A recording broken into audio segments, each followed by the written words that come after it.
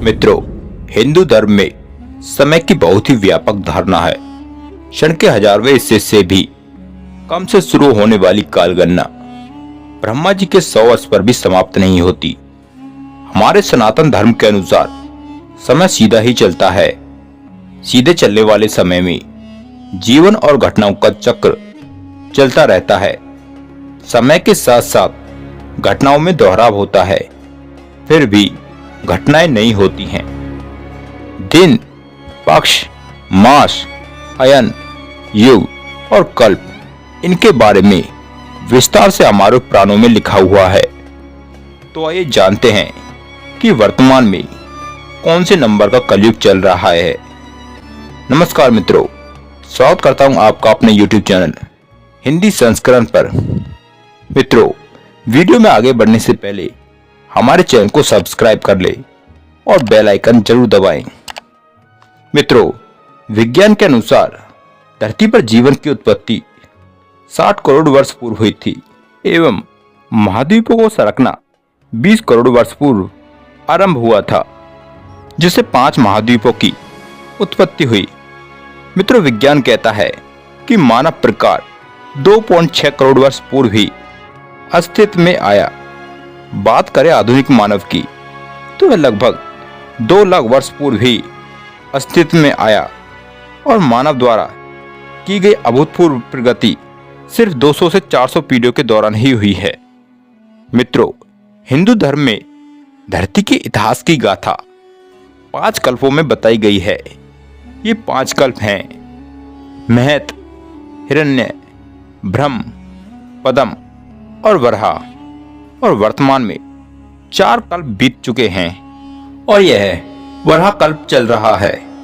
लेकिन वास्तविकता यह है कि 90% हिंदू यह जानता ही नहीं कि हम कौन से कल्प के कौन से युग में जी रहे हैं। इसका मुख्य कारण है कालगणना को समझना, जो थोड़ी सी उलझी हुई है और इसी कारण हम इसे आसानी से नहीं समझ पाते। मित्रों, अगर धर्म ग्रंथों का बारीकी से अध्ययन किया जाए तो कलयुग की उम्र और कलयुग के चक्र के बारे में पता लगाया जा सकता है, क्योंकि समय एक चक्र है जिसका पहिया घूमता ही रहता है। इस सृष्टि के रचयिता, पालनहार और संहारक भगवान ब्रह्मा, विष्णु और महेश को बताया जाता है, जिन्हें त्रिदेव भी कहा गया है। ब्रह्मा जी ने ब्रह्मांड का निर्माण किया है, लेकिन सृष्टि का नियम है कि जिसका जन्म हुआ है उसका अंत निश्चित है। इसीलिए जैसे सृष्टि के निर्माता ब्रह्मा जी का जन्म हुआ है, ठीक उसी प्रकार उनकी मृत्यु भी होगी। और जब ब्रह्मांड के निर्माता का भी अंत निश्चित है, तो हमारे इस ब्रह्मांड का अंत भी निश्चित है। लेकिन मित्रों, यह कालखंड इतना लंबा है कि उसे लगभग अमर ही माना गया है। शास्त्र बताते हैं कि ब्रह्मा जी के जीवन का समय 100 वर्ष का है, लेकिन ये 100 वर्ष कलयुग के 100 वर्ष से कहीं ज़्यादा होते हैं। जैसे हमारी पृथ्वी पर 365 दिन का एक वर्ष होता है, जो 2 भागों में बटा होता है, दिन और रात। ठीक उसी प्रकार ब्रह्मा जी के कल्प में 14 मनवंतर होते हैं। एक मनवंतर में 4 युग होते हैं और यही 4 युग, जिनमें सतयुग, द्वापर युग, त्रेता युग और कलयुग आते हैं। कलयुग की आयु 4,32,000 वर्ष है। लेकिन इस समय की गणना ब्रह्मा जी के समय से की जाए, यानी जब हम मनुष्यों के 4 अरब 32 करोड़ वर्ष पूरे होते हैं, तो यह समय ब्रह्मा जी के एक दिन के बराबर होता है। तो अब आप सोच सकते हैं कि अगर ब्रह्मा जी की उम्र 100 वर्ष है, तो हमारे समय के अनुसार उनकी आयु कितनी लंबी होगी। वहीं अगर ब्रह्मा जी की उम्र की गणना की जाए, तो ब्रह्मा जी 51 वर्ष के पहले दिन में जी रहे हैं।